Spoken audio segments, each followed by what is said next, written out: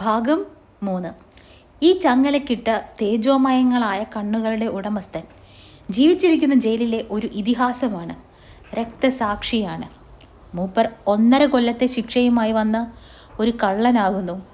ബീഡി, ചെറിയ ചക്കര, ഉണക്കപ്പരവ എന്നിവയുടെ ബിസിനസ്സുണ്ട് ജയിലിൽ മൂപ്പർക്ക് ഇപ്പോഴും. ജയിലിൽ വന്ന് ഒരു 6 മാസം കഴിഞ്ഞപ്പോൾ ഒരു ചെറിയ സംഭവം ഉണ്ടായി. ഒരു ജയിൽ വാർഡൻ പ്രത്യേകം കുശാണ്ടം ഒപ്പിച്ചു. മുമ്പ് ഒരു വാർഡറും ചെയ്യാത്തതാണ്. പ്രത്യേകം ശ്രദ്ധിക്കണം ഇത്. നമുക്ക് ആ വാർഡറെ കുശാണ്ട വാർഡർ എന്ന് വിളിക്കാം. കുശാണ്ട വാർഡറുടെ ചെയ്തി എൻ്റെ ക്ലാസ്മേറ്റിന് പിടിച്ചില്ല. ഈ ജയിലിൽ നടക്കുന്ന ബിസിനസ്സിൻ്റെ ലാഭത്തിൽ ഒരംശം ഒരു മാതിരി വാർഡർമാർക്കെല്ലാം ഉണ്ട്. ജയിലിന് പുറത്ത് ദൂരെ ചില സ്ഥലങ്ങളിൽ പാറ പൊട്ടിക്കാനും മറ്റുമായി കുറേ അധികം ജയിൽ പുള്ളികളെ പുറത്തേക്ക് കൊണ്ടുപോകും. ആ ഭാഗങ്ങളിൽ ആൾപ്പാർപ്പുള്ള ധാരാളം കുടിലുകളുണ്ട്. അവിടെയാണ് മൊത്ത കച്ചവടം. പിന്നെ അങ്ങനെ എൻ്റെ ക്ലാസ്മേറ്റ് ജയിലിലെ ഒരു വലിയ ബിസിനസ് മാനായി തീർന്നു. ലങ്കോട്ടി വഴിയാണ് പലതും ജയിലിനുള്ളിൽ വരുന്നത്. ഗേറ്റിൽ പരിശോധനയുണ്ട്. തുണി ഒന്ന് ഉരിഞ്ഞു കാണിക്കണം. 1/4 നിമിഷം മതി ക്ലീൻ. എന്താണെന്ന് വെച്ചാൽ തൊപ്പി, ഷർട്ട്, മുണ്ട്, തോർത്ത് ഇത്രയും ജയിലിൽ നിന്ന് കൊടുക്കുന്നതാണ്. അതൊക്കെ പരിശോധിക്കൂ. അതിലൊന്നും ഒരു ചുക്കും കാണില്ല. ലങ്കോട്ടി ജയിലിന് അജ്ഞാതമാണ്. ഒരു പക്ഷേ അത് മനുഷ്യരുടെ ഒരു ഭാഗമായിരിക്കാം. ഇങ്ങനെ പോകുന്ന കിസ്സ. ഇതിലൊന്നും കാര്യമായി ശ്രദ്ധിക്കണമെന്നില്ല. ഞാൻ പറഞ്ഞു വരുന്നത് വേറെ കാര്യമാണ്. നമ്മുടെ കുശാണ്ട വാർഡർ ഒരു കുശാണ്ട ഒപ്പിച്ചു എന്ന് പറഞ്ഞല്ലോ. ആ കുശാണ്ട വാർഡറുടെ കാരണക്കുറ്റിക്ക് 2 സുന്ദരം വീക്ക് എൻ്റെ ക്ലാസ്മേറ്റ് വെച്ചു കൊടുത്തു. വിവരം ജയിലാകെ അറിഞ്ഞു. ആൺ ജയിൽ തന്നെയല്ല, പെൺ ജയിലും, രണ്ടിലും രോമാഞ്ചമുണ്ടായി. എൻ്റെ ക്ലാസ്മേറ്റിനു മുക്കാലിൽ കെട്ടി 12 നല്ല അടി കിട്ടി. ക്ലാസ്മേറ്റിൻ്റെ ശിക്ഷ വർദ്ധിച്ചു. 3 കൊല്ലമായി. മുറിവുകൾ ഉണങ്ങി. എൻ്റെ ക്ലാസ്മേറ്റ് ശരിക്കും നടന്നു തുടങ്ങി. വെളിയിൽ കല്ല് പൊട്ടിക്കാൻ പോകണമല്ലോ. പക്ഷേ കുശാണ്ട വാർഡർ അതിന് എതിര്. നിങ്ങൾക്കെന്നെ അറിഞ്ഞുകൂടാ, എൻ്റെ നാടും അറിഞ്ഞുകൂടാ, എന്നാ പിടിച്ചോ എന്നുള്ള ഒരു ശിരൻ മുഖപ്രസംഗത്തോടെ എൻ്റെ ക്ലാസ്മേറ്റ് വെച്ചു കൊടുത്തു. കുശാണ്ട വാർഡറുടെ ചങ്കിന് 2 കുത്ത്. മേമ്പൊടി എന്ന വണ്ണം നാഭിക്ക് ഒരു പരമരസികൻ തൊഴിയും. ഇതിൽ കാര്യമായ തെറ്റൊന്നുമില്ല. ജയിലിന് വെളിയിലായാലും കുശാണ്ട വാർഡർ ജയിലിൽ ചെയ്ത ചെയ്തികൾ കേട്ടാൽ അയാൾ ആരും ഓടിച്ചിട്ടടിക്കും. അത്രയ്ക്ക് സംസ്കാരശൂരനായ പണിയാണ് അയാൾ ചെയ്തത്. എൻ്റെ ക്ലാസ്മേറ്റിൻ്റെ മുക്കാൽ കെട്ടി 24 അടി കൂടി കിട്ടി. അദ്ദേഹം അതെല്ലാം നിന്നുകൊണ്ടു. ബോധക്ഷയമുണ്ടായില്ല. ശിക്ഷ അങ്ങനെ 6 കൊല്ലമായി. ജയിലിൽ കുശാണ്ട വാർഡർ ഒറ്റപ്പെട്ടു. പുള്ളികളായ പുള്ളികളുടെ എല്ലാം നോട്ടപ്പുള്ളിയായി. ഓരോരുത്തരുടെയും കണ്ണുകളിൽ അയാൾ കണ്ടത് കൊലപാതകത്തിൻ്റെ തിളക്കമാണ്. കഴുത്തിന് ഞെക്കി പിടിച്ചു കൊന്നു കളഞ്ഞെങ്കിലോ. വെളിയിൽ അത്യാവശ്യമായ ജോലിയുണ്ടെന്നുള്ള കാരണം പറഞ്ഞ് കുശാണ്ട വാർഡർ പേടിച്ച് ജോലി രാജിവെച്ചു പോയി. ജനങ്ങൾ ഒറ്റക്കെട്ടായി നിൽക്കണം എന്നൊക്കെ പറയാറുണ്ടല്ലോ. ജയിലിൽ ഒറ്റക്കെട്ടായി നിന്നു. കല്ല് പൊട്ടിക്കാൻ വെളിയിൽ പോയില്ലെങ്കിലും ജയിലിലെ കച്ചവടമെല്ലാം നടത്തുന്നത് എൻ്റെ ക്ലാസ്മേറ്റാണ്. ഈ വിധമെല്ലാം പരമസൗഖ്യത്തിൽ ഞാൻ ജീവിക്കുന്നു. അത്യാവശ്യ സാധനങ്ങളെല്ലാം എൻ്റെ കൂട്ടിലുണ്ട്. ഇത് ഒട്ടുമിക്ക ആളുകൾക്കും അറിയാം. പലപ്പോഴും ഒരു അസിസ്റ്റൻ്റ് ജയിലർ എൻ്റെ ലോക്കപ്പിൽ വരും. ഹാറ്റും കാക്കി ഷർട്ടും കാക്കി പാൻറ്റും ഷൂസും ധരിച്ച് വിനോദപ്രിയനായ ഒരു വെളുത്ത ചെറുപ്പക്കാരൻ. അദ്ദേഹത്തെ അനിയൻ ജയിലർ എന്നാണ് പുള്ളികൾ വിളിക്കുന്നത്.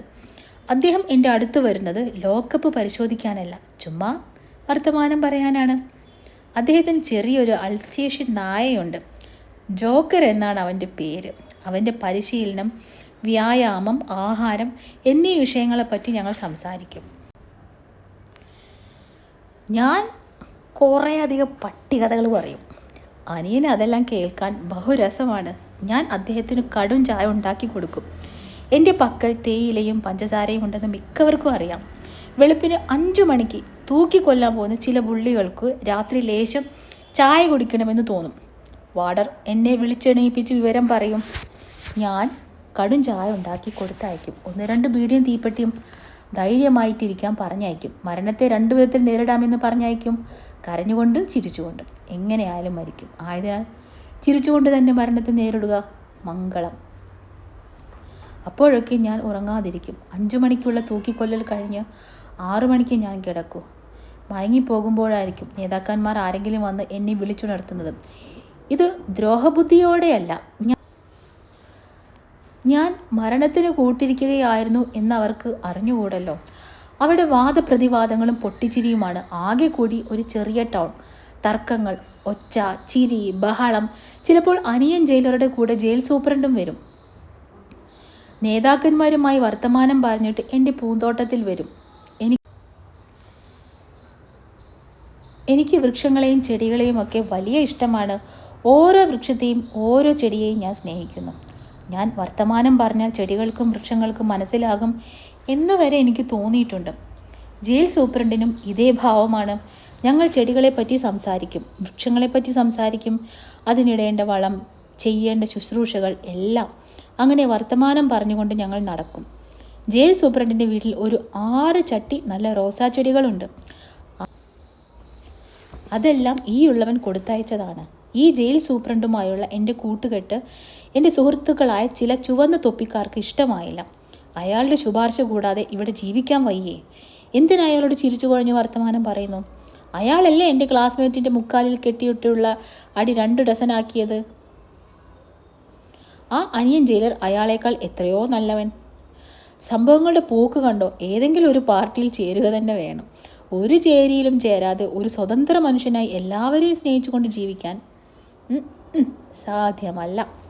ഞാൻ അധികവും കൂട്ടിൽ തന്നെയാണ്. അല്ലെങ്കിൽ ചെടികളോടോ വൃക്ഷങ്ങളോടോ വർത്തമാനം പറഞ്ഞുകൊണ്ട് നിൽക്കും. ഇങ്ങനെയുള്ള ഒരു സമയത്ത് അനിയൻ ജയിലർ വന്നു പറഞ്ഞു, രാഷ്ട്രീയ തടവുകാരെ എല്ലാം വിടാൻ പോകുന്നു. എല്ലാവർക്കും സന്തോഷമായി. ചിരിയും ബഹളവും മാർപ്പും എല്ലാവരുടെയും വസ്ത്രങ്ങൾ അനിയൻ ജയിലർ വരുത്തിച്ചു തന്നു. അതെല്ലാം അലക്കി ഇസ്തിരി ഇടിച്ചു കടലാസ് പൊതികളാക്കി വെച്ചു. സമൃദ്ധമായി എല്ലാവരും മുടി വെട്ടിച്ച് ഷേവ് ചെയ്തു. കൂട്ടത്തിൽ ഈ ഉള്ളവൻ്റെ കഷണ്ടി തലയിലെ എളിയ തോതിലുള്ള മുടിയും വെട്ടിച്ചു, മുഖവും വടിപ്പിച്ചു, മീശ നിർത്തി. സുന്ദരനായി എന്ന വിശ്വാസത്തോടെ സന്തോഷിച്ചു. ഞങ്ങൾ പോകാൻ തയ്യാറായി. ഞാൻ കള്ളന്മാരും കൊലപാതകികളുമായ സുഹൃത്തുക്കളോടെല്ലാം യാത്ര പറഞ്ഞു. എല്ലാവർക്കും കത്തുകൾ അയക്കാമെന്ന് പറഞ്ഞു. എല്ലാവർക്കും പുസ്തകങ്ങൾ അയച്ചു കൊടുക്കാമെന്നേറ്റു. അങ്ങനെ വിടുതൽ സമയം പ്രതീക്ഷിച്ചിരിപ്പായി. വിടാൻ ഓർഡർ വന്നു. വിട്ടു, ഒരാളെ ഒഴിച്ച്. ഈ പാവപ്പെട്ടവനെ വിടാൻ ഓർഡർ ഇല്ല. പിശകായിരിക്കും. അനിയൻ ജയിലർ ഓടി. ജയിൽ സൂപ്രണ്ടിനെ കൊണ്ട് എനിക്ക് ഒരു സ്പെഷ്യൽ ഫോൺ ചെയ്യിപ്പിച്ചു.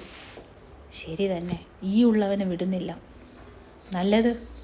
വേണ്ടത്ര പാകത വരാത്തത് കൊണ്ടായിരിക്കും. നേതാക്കന്മാർ ആഹ്ലാദത്തോടെ യാത്രയായി. Enos fruit salt, Karl മാർക്സിൻ്റെ capital, 2 പെട്ടി ചീട്ടുകൾ,